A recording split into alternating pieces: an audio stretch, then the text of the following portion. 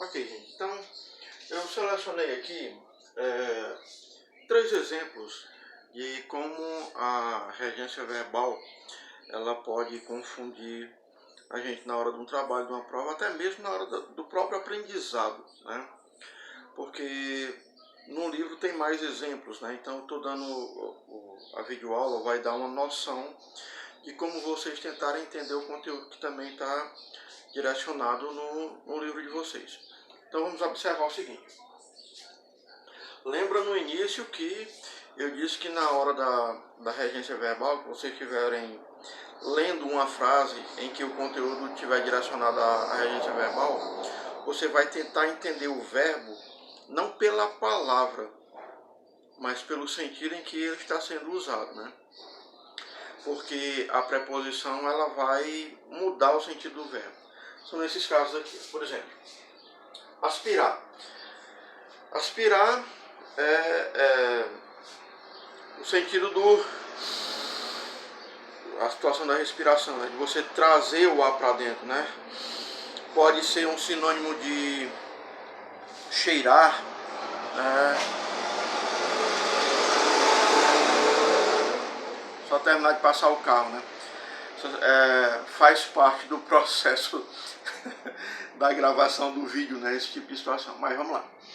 O aspirar tem o sentido de solver, de trazer o ar para dentro, né? Então, por consequência, dá um sentido de respirar ou de cheirar, né? Então, vamos lá. Aspirei o seu perfume. Então, aspirei o seu perfume, ele é transitivo direto, não precisa de preposição, né?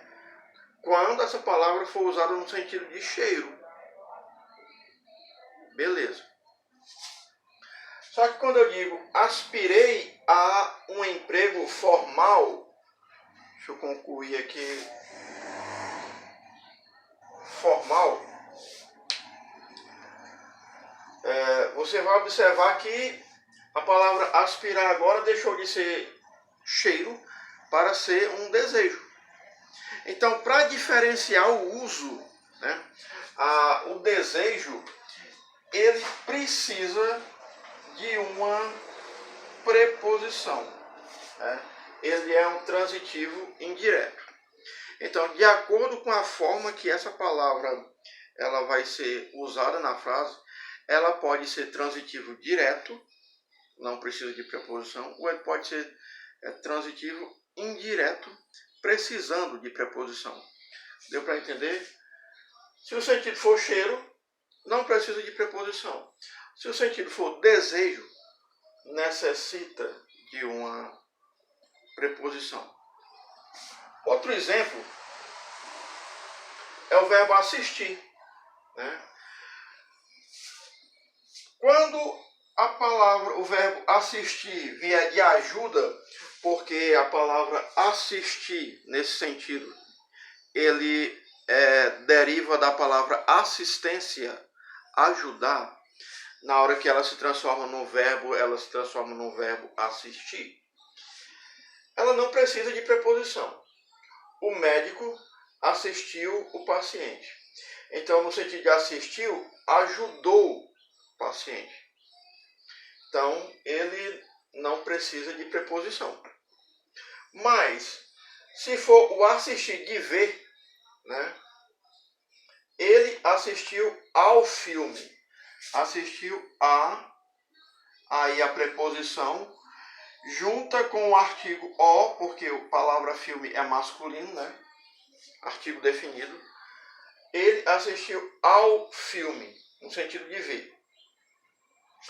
Professor, a piadinha clássica dessa explicação, né?